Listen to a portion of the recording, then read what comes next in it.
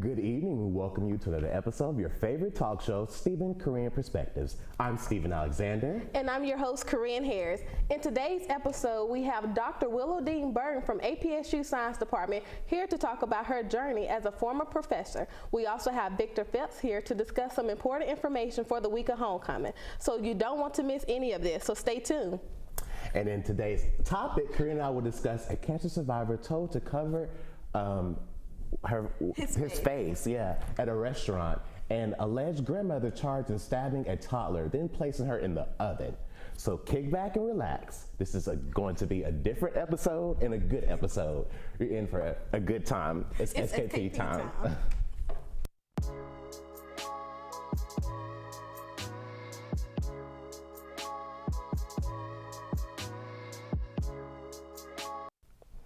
A South Carolina man beat cancer and was left with a few scars on his face. He said he was hurt when a local restaurant owner told him to cover up his face before he could eat the food he already purchased. Brad Streicher spoke with Charleston Man about what happened. Take a look at the clip. Forks pit stop in Walterboro, Kirby Evans says that he's a regular, but when he went to grab something to eat this Monday, he was caught off guard. And I feel somebody reach up and grab me like this and jerk me into her office. Kirby says the person who grabbed him is someone who works at Forks. You see, Kirby's a cancer survivor. He did beat the cancer, but he lost his eye and his nose. Kirby says an employee told him if he wanted to eat at the store, he'd have to cover his face. It hurt deep inside. Kirby says that pain was a new feeling, something that he won't forget. I ain't never been treated like that, never. Kirby's daughter Brandy posted about what Kirby says happened on Facebook. More than 8,000 people have now shared that post. It's really made me proud to watch everybody rally around him and let him know that he doesn't have to hide his battle scars. Brandy says this comment was made on her Facebook post by the woman Kirby says did this. The account's been deleted now, but the comment says in part, "I in no way tried to hurt your father, and I had no choice. It was running my customers off." Someone who works at Forks told me that the story upset her so much that this is what she has to say about her future working there. No, this right here is my resignation. I'm fed up with this place. A lot of frustration coming from Walterboro over this story, but Kirby isn't as focused on that as much as he is on how supportive the rest of his community has been. And I'm telling you what, I didn't know there was that many people that cared, but they are. They're out there everywhere. The owner of Forks could not be reached for comment, but workers said she hasn't been to work since the alleged incident. So Corinne, what are your thoughts about this topic? Stephen, I honestly have to say, when I first seen this story, it brought me to tears because, you know, when we were looking, trying to see what story to talk about, you was like, I heard of that story, I heard of that story. And when I watched it, like, I got completely silent on the phone because I was like, I can't believe this is happening. Yeah. And it's sad. It's sad, and it's discrimination. It very much so is. And, you know, this man is a cancer survivor. So with that cancer, he lost his nose and his eye. And you know, it's bad enough when he go into a restaurant, anywhere, he already gets stares. So he's walking to the restaurant where he usually eat at, and then the owner pull him into the office and say, can you cover up your face? How would you feel if someone said that to you?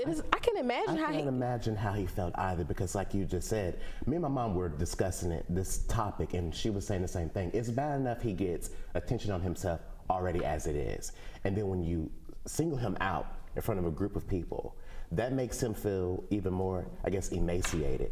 So it's like, what do?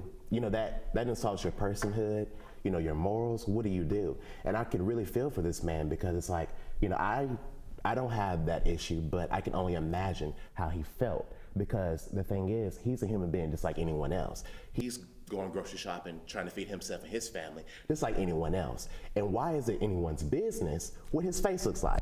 Exactly. And what I had read also about the story was it was customers in that restaurant complaining. I was like, you know, think about how he would feel, how you would feel if you were in that situation. You can't go around treating people like this. Bad enough discrimination. Then we have racism going on. When is everything going to stop?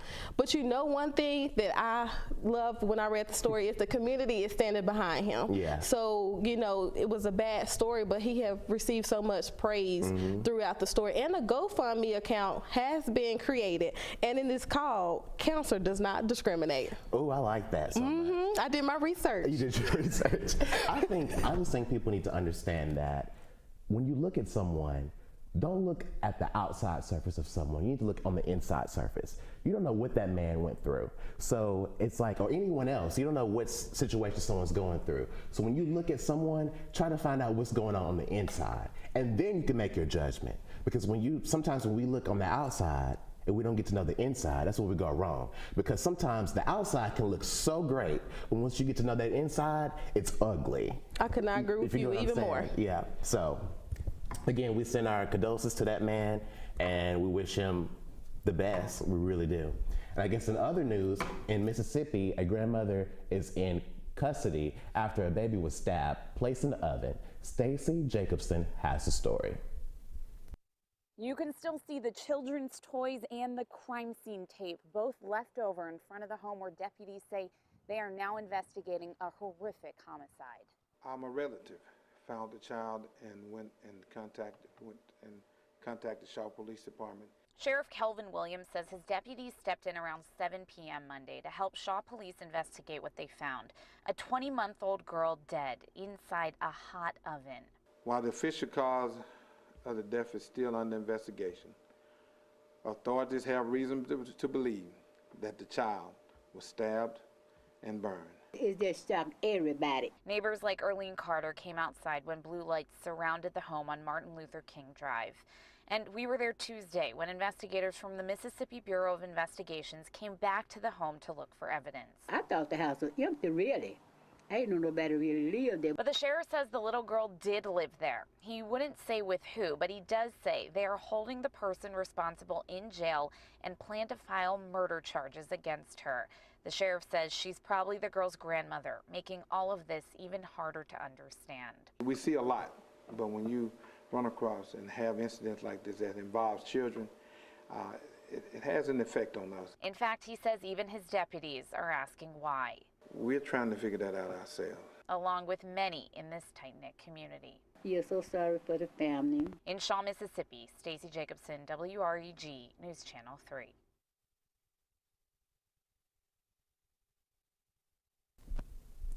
So, Korean, this is obviously a devastating story. What is your thoughts about this story? Like the other story, it brought me to the tears. You know, I'm a sensitive person. Emotional, but I get it, I do. So I'm a very emotional person. This story was kind of emotional too because, you know, I have nieces and nephews that's about this age. So, you know, it's even like a more touching story. And it's almost like, why did the grandmother have to do that to the she was 20 months? Why did she have to do that to that 20-month-old child? You know, she didn't ask to be in this world. She didn't ask to be treated that way. No matter how she was acting, that's not how the grandmother should have handled that situation. She was her grandmother. Right. This was not no stranger. This was her own grandmother. And you know what frustrates me is they still don't know the cause of the death of the little girl. They don't know if it was, did she die from being stabbed or did she die from being put in the oven? What was the temperature of the oven? Like they don't know any of that information or what was the grandmother motive behind doing this. Right. And sometimes, you know, we're living in a society today where sometimes there is no motive. People just want to do things just because they feel like doing it. She probably thought it was normal to do that. I don't know what her mental state is. However, it's not normal. And I think it's really messed up. For me, I get very sensitive when you talk about babies and elderly people. When you mess with them too, to me, something needs to happen to you. Because like you said, that baby didn't ask for that. And that's a young child. So when you do that to a young child, what in your mind thinks it's okay? And you're a grandmother at that. You're that child's grandmother. She probably looks to you for, I mean, she's 2, but still she looks to you in a different way. She can sense you differently than her parents. And then someone she trusts, which is a grandmother, you go and do that to her. And you know what's one thing that was frustrating me about the story? I don't know how true this is, but the mother of the child was defending the grandmother on social media.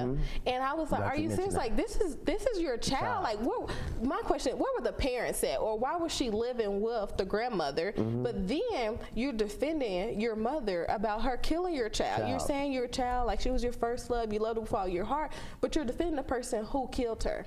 At this point, I think that's a state of mental being. It has to be. There's no other way around it. Because any parent, I know my mother, she would not be okay with me being in the oven. My grandmother's here today, actually, so maybe we can ask her the same question. like, what would you do? What would you do if this happened? I'm gonna say, Big Mama, have you ever thought about putting me in the oven? See what she say about that. You know, it's like something that like I could never imagine, and you know, I just hated that that she had to die that way, because I know like she was probably just screaming and crying the whole time. Like, did that not bring you to tears, or did that not hurt you? Like, if anything, you should have took her back to her parents or dropped her off, because it was a family member who found the little girl body in the oven. And her name is Royalty. That was a little girl named Royalty.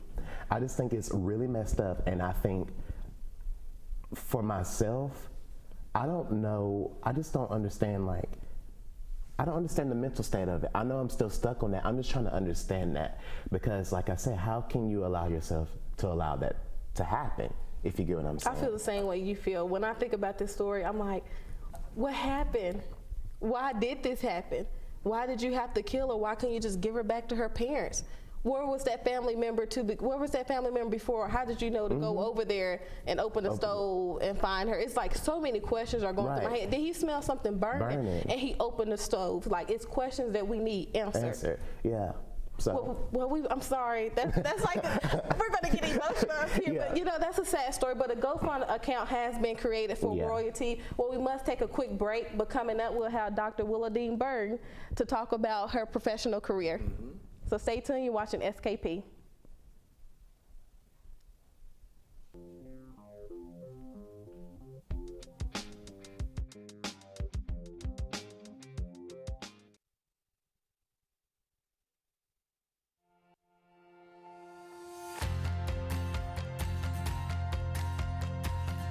I'm from Clarksville, Tennessee. Fort Knox, Kentucky. Jackson, Tennessee. Hopkinsville, Kentucky. Memphis, Tennessee. Murfreesboro, Tennessee. Chattanooga, Tennessee. Knoxville, Tennessee. Little Rock, Arkansas. St. Louis, Missouri. From Gaffney, South Carolina. Seattle, Washington. Jeremy, Haiti. I'm from Três Pontas, Brazil. Chicago, Illinois. Hawaii. Phoenix, Arizona. Braselton, Georgia. From Modesto, California. I want to be a neonatal nurse. An athletic trainer and accountant. Playing the NFL. Interior designer. Physical therapist. Law enforcement officer. Ultrasound technician. Social worker. Physician. Politician. Psychologist. CPA. Be a social worker. Nurse practitioner. Physical therapist. Restaurant owner. A politician. Start my own business. Veterinarian. Elementary school teacher. The NBA player. Cardiovascular surgeon. Anesthesiologist. Businesswoman in Nashville. Social worker in Miami, Florida. Politician in Washington, D.C. Colorado. Orlando, Florida. Houston, Texas. In Chattanooga. Memphis, Tennessee. Seattle, Washington. Nashville, Tennessee. San Diego, California. Nashville, Tennessee. New York City, New York. San Diego, California. Atlanta, Georgia. Nashville. Los Angeles, California. New York, New York. Memphis, Tennessee. Nashville, Tennessee. Orlando, Florida. Los Angeles, California. Baltimore, Maryland. Clarksville, Tennessee. Carolina Beach, Carolina. Philadelphia. St. Louis, Missouri. Clarksville, Tennessee.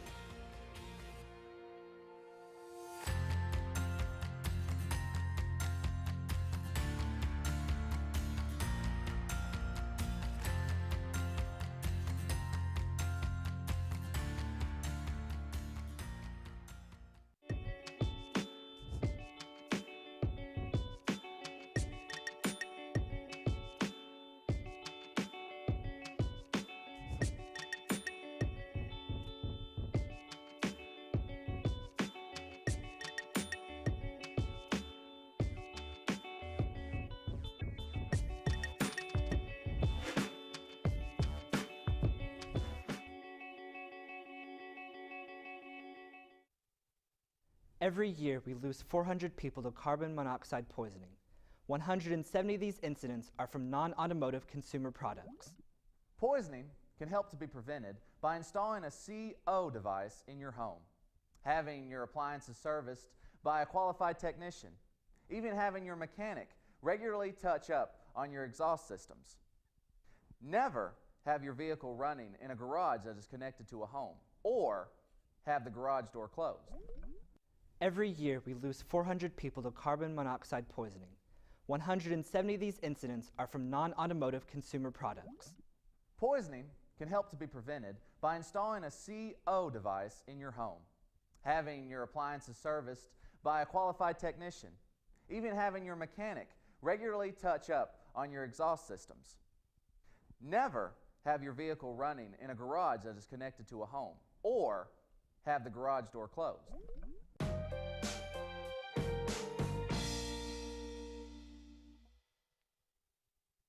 Welcome back. I'm your host, Stephen Alexander, alongside with my co-host, Corinne Harris. Our guest today has a sustainable career lasting over 35 years as a professor. She is here to share some words of wisdom on how college students can overcome obstacles. So how are you today? I'm doing fine, Stephen and Corinne. Thank you for inviting me. Well, thank you. We're just so excited. We don't know. No, it's that story. Think about that story. It just have us all over the place. So how are you, Big Mama? I'm doing Some people don't realize that you are my grandmother, but you are also a professor. I think everybody on Austin Peay's campus knows that. So we want to ask you, how has working at Austin Peay impacted you personally? Well, first let me say that Austin Peay has been great to me. And then I'll preface my story by telling you that I spent time at TSU before coming to Austin Peay. And like with all other jobs that you might have, you never know whether it's going to last for a while or not. And at TSU, the job, I was terminated. And so I decided then to go back for my PhD degree. And after the PhD degree, which took me 7 years at the University of Tennessee in Knoxville, but what's so great about the story I have to tell is that after spending those 7 years getting a PhD degree in aquatic toxicology, I left UT not owing anybody not one red penny. So I like for students to understand that the opportunities are still out there. And coming to Austin Peay was a great opportunity for me. I got here in 1991. Wow. And the campus was much smaller and much different than it is now, but it has grown and doing great things. Students are doing great things on campus. A story just to tell you, when I first came here, Austin Peay didn't have a great research program, which was what I was interested in because I had spent 4 years at Oak Ridge National Labs in research, and so that just had me going. I just thought that's what we ought to do in this world now. But Austin Peay didn't have that same opportunity, and when I say opportunity, because it's a state school.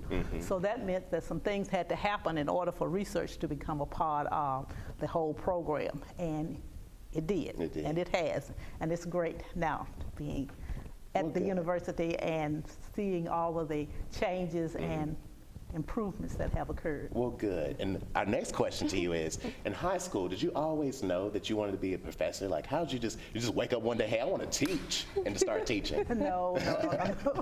In high school, I was going into the medical field. I either wanted to be a doctor or a nurse, and that was as far as it went. But because in high school, and I always think that it's important to do the very best you can in whatever area you're in. So when I graduated high school, then I was given an opportunity to go to TSU.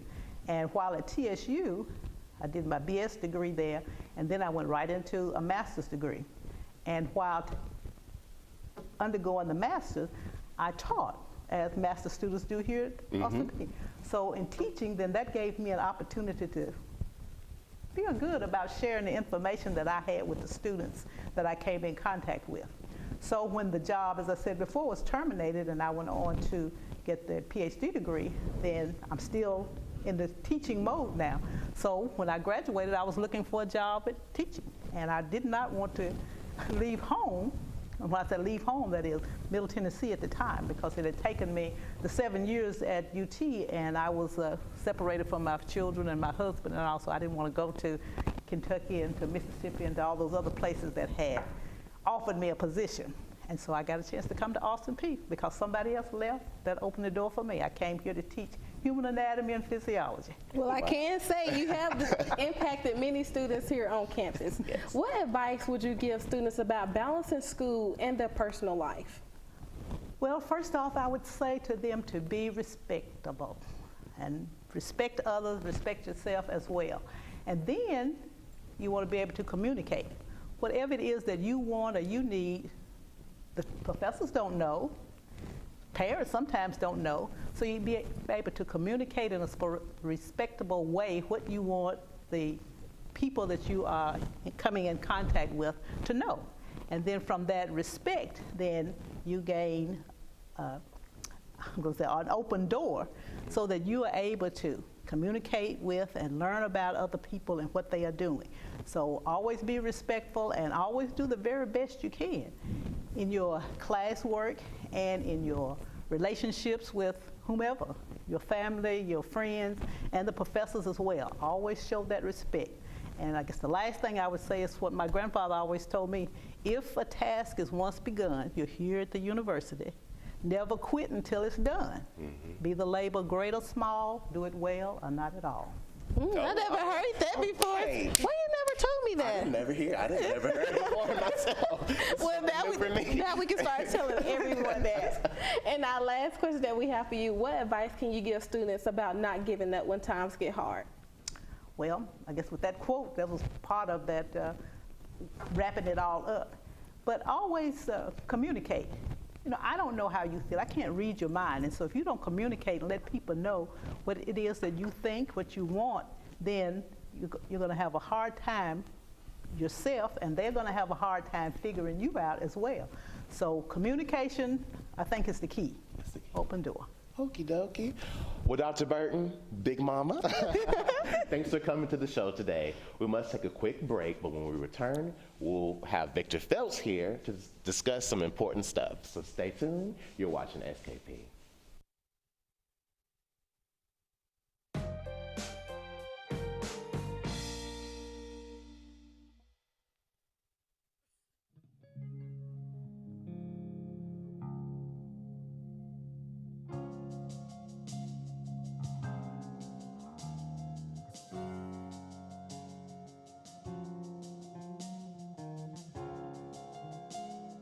You can help support Austin Peay students who don't have enough to eat by donating to the Save Our Students Food Pantry. The Save Our Students Food Pantry is looking for soup, pasta, canned meat, canned beans, peanut butter, and fruit. You can drop off your donations at the food pantry on Home Avenue. It's open Tuesdays through Friday, 8:30 until 4. For more information, call 221-1620, a campus reminder from Austin Peay.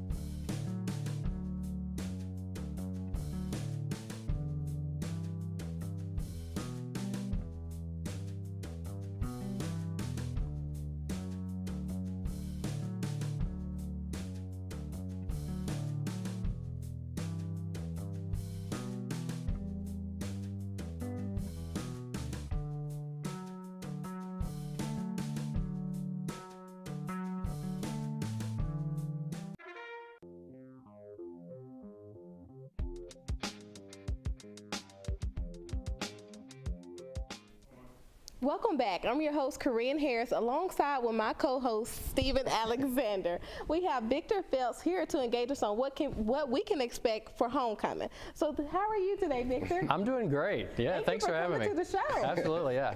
So can you tell us about homecoming events for next week? Absolutely. We have a week-long full of events. The theme this year is Undefeatable Superheroes, and so we've got a lot of things planned around that theme, and we got some of our traditional instructional activities going on as well. So a full week, still have to go to class, but a full week of programs for students. Every day and almost every night we've got something going on. This is exciting, but do we have to go to class, or we have to go to Get a letter class? from you saying that we don't have to go to class. I can't go that far. We're going to come work with you in the office. How can students participate in any events for homecoming? Sure, we have several events. Monday at 7 o'clock we have the bonfire and the announcement of the homecoming court. So elections were 2 weeks ago, so there's a lot of nervous people finding out if they're going to make the homecoming court or not. Yes. Do you have the answers to that now? I do have the answers, but I can't give it to you. Yeah. It's a safe place. There's only 2 people on campus that know who those people are, so I can't do So that. after today, we'll be. Yeah, we're recorded, right? Right. We'll talk.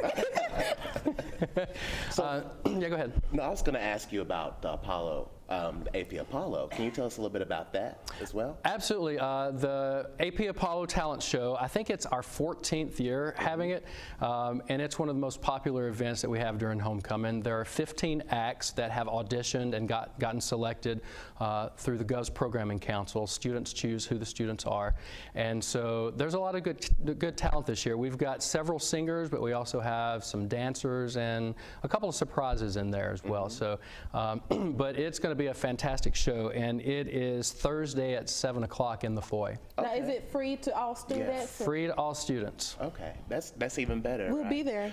Do you have to have your student ID with you? You need to have your ID to get in, yeah.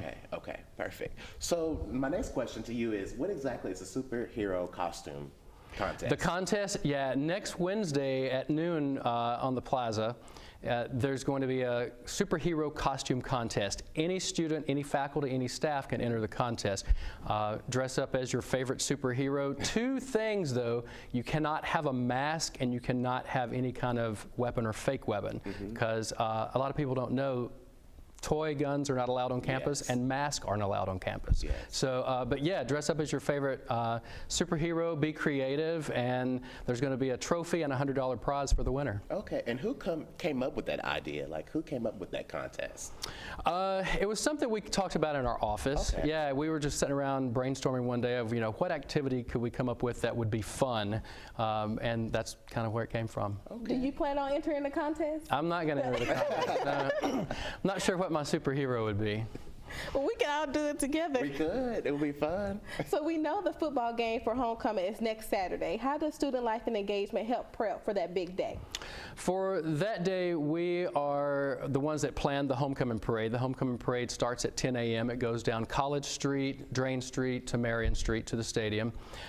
We've got a lot of entries, marching bands, dancers, our cheerleaders, a lot of floats and things like that in the parade. So we help coordinate that, but also the halftime activities. We are instrumental in planning what goes on at halftime. The announcement of the King and Queen takes place there. Okay, and I'm glad you mentioned that. Can you tell us a little bit about the homecoming King and Queen? Like, how does that work? Sure, absolutely. The student body votes on the homecoming court, and so 2 weeks ago, all students had the opportunity to vote for 5 men, 5 women to make up the court. And so from there, next Friday, the day before homecoming, each one of the 10 individuals named to the court will have a private interview with a panel of faculty, staff, and alumni. Okay. And from that interview, they choose the homecoming King and Queen. Okay. This is going to be interesting. I can't wait. So how do we apply? Because we want to be the king. Well, you'll have to apply next year. You have to be a junior, senior, or graduate student with a GPA of 3.0 or higher with no discipline record. Okay. We can do that. We can do that. Next semester we're going, or next year. Right. And you can write us a letter for us to do that, right? Yeah, I'll get you on that one. So, guys, we thank you for tuning in today to SKP. We will see you next Thursday with more news and entertainment. So remember to tune in on Thursdays at 3:00 p.m. to catch us live on CDE Channel 9, Spectrum 192, and UVerse 99 in Middle Tennessee. If you cannot catch us live, you can watch the episode on YouTube under APSU-TV/SKP. Yes, it is. We always mix it up every time. You can also find us on social media at SKP_APSU for Instagram and Twitter, and for Facebook, Stephen Korean Perspectives. Again, thanks for tuning in to our show today. SKP. Yes. And we'll see you next week. And always remember to, we're going to try it. Okay, 1, 2, 3. Why I start counting? Let's start over. Okay. 1, 2, 3. Let's go, Peay.